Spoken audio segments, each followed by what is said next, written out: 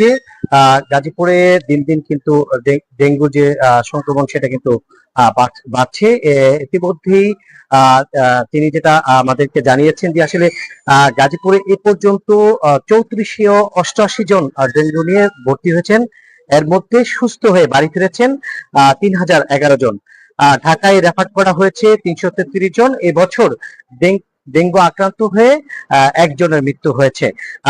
আজ সকালে কিন্তু 143 জন এখানে ভর্তি হয়েছে। এই যে ডেঙ্গুর প্রকোপ দিন দিন বেড়ে যাওয়ার কারণ যেটা তিনি জানিয়েছেন যে আসলে গাজীপুরে ভারী বৃষ্টি হওয়ার কারণে এই ডেঙ্গুর কিন্তু আসলে প্রকোপ বাড়ছে। তার পাশাপাশি যেটা বলেছেন যে আসলে সিটি কর্পোরেশনের যে বিভিন্ন ওয়ার্ডে যে গাজীপুরে প্রায় 53টি ওয়ার্ড রয়েছে, সেই ওয়ার্ডগুলোতে আসলে যে ডেঙ্গুর যে মশা নির্দেশনের যে মেডিসিন সেটা আসলে ওরকম ভাবে চোখে না পড়ার কারণে আসলে যে সিটি কর্পোরেশনের প্রত্যেকটি জায়গায় আসলে যে বর্জ্য ব্যবস্থাগুলো রয়েছে সেগুলো আসলে রাস্তার পাশে বিভিন্ন বাড়ির আশেপাশে কিন্তু ফেলা হচ্ছে। সেগুলো আসলে স্থানীয় কোনো জায়গায় আসলে নির্দিষ্ট না জায়গায় ফেলানোর কারণে আসলে ওই জায়গা থেকে আসলে মশার উৎপাদন হচ্ছে। সেই কারণে আসলে গাজীপুরের যে ডেঙ্গুর বৃদ্ধি সেটা কিন্তু বাড়ছে।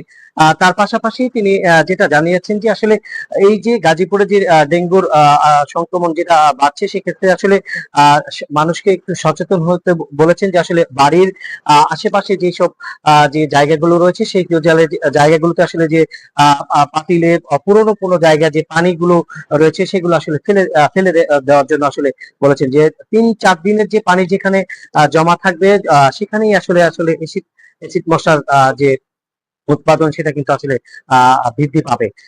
সেই ক্ষেত্রে তারা যেটা বলছেন যে আসলে এই যে গাজীপুরে যে শহীদ তাজউদ্দিন আহমেদ মেডিকেল কলেজের যে হসপিটাল, সেই হসপিটাল কিন্তু প্রতিদিনই আসলে যে রোগী ডেঙ্গু আক্রান্ত রোগী তারা কিন্তু বাড়ছে এবং প্রতিদিনই আসলে এখানে 2 থেকে 250 আসলে যে জ্বর এবং শরীর ব্যথা নিয়ে তারা এখানে আসছেন। এসে তারা পরীক্ষা করছেন, পরীক্ষা করে তাদের যে পরীক্ষার পরেই আসলে এই ডেঙ্গুর যে যে যারা যারা এখানে পজিটিভ আসছে, রক্তে পজিটিভ আসছে, তাদের কিন্তু আসলে এখানে ভর্তি করা হচ্ছে। এখানে আসলে এটা হচ্ছে 500 শয্যা হসপিটাল। এই 500 শয্যা হসপিটালের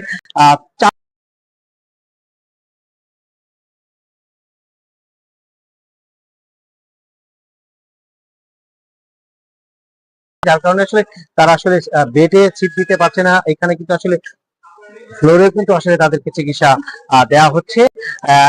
আমরা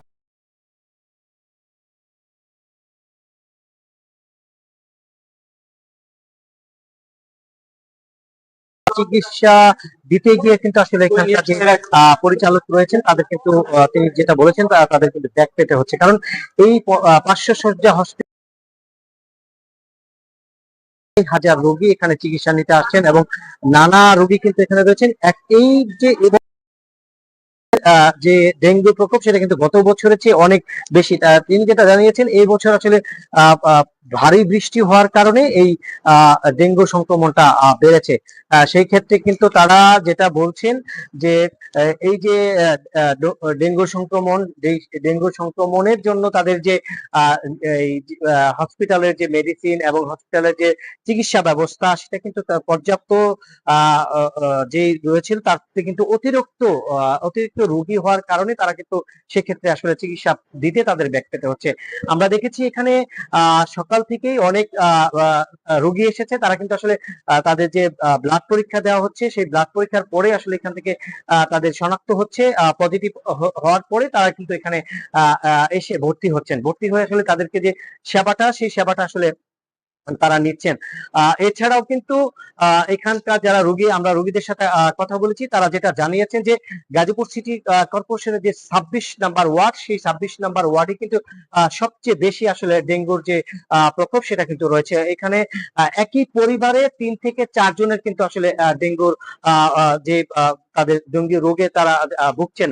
এখানে তারা পরীক্ষা করলে এক পরিবারে যদি 8 থেকে 9 জন পরীক্ষা করছে, সেখানে কিন্তু 5 থেকে 6 জনের কিন্তু আসলে ডেঙ্গু পজিটিভ আসছে।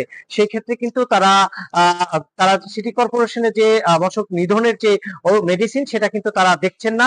সেই বিষয়ে তারা কিন্তু একাধিকবারই কিন্তু আমাদেরকে অভিযোগ করে বলেছেন যে আসলে এই সিটি কর্পোরেশনের যে বর্জ্য ব্যবস্থা সেটা সঠিক না থাকার কারণে ডেঙ্গুর প্রকোপ বেড়েছে। সেটা কিন্তু আসলে সিটি কর্পোরেশনের যারা বর্জ্য ব্যবস্থায় রয়েছেন তাদেরকে কিন্তু এই দিক থেকে তারা সহযোগিতা চেয়েছেন এবং বলছেন যে আসলে সিটি কর্পোরেশনের যে বর্জ্য ব্যবস্থা তারা যদি প্রতিনিয়ত আসলে যে ডেঙ্গু প্রকোপের যে মশা নির্দেশনা যে মেডিসিন সেটা যদি দেওয়া হয় তাহলে আসলে এই ডেঙ্গুর যে বৃদ্ধি সেটা আস্তে আস্তে কমতে থাকবে।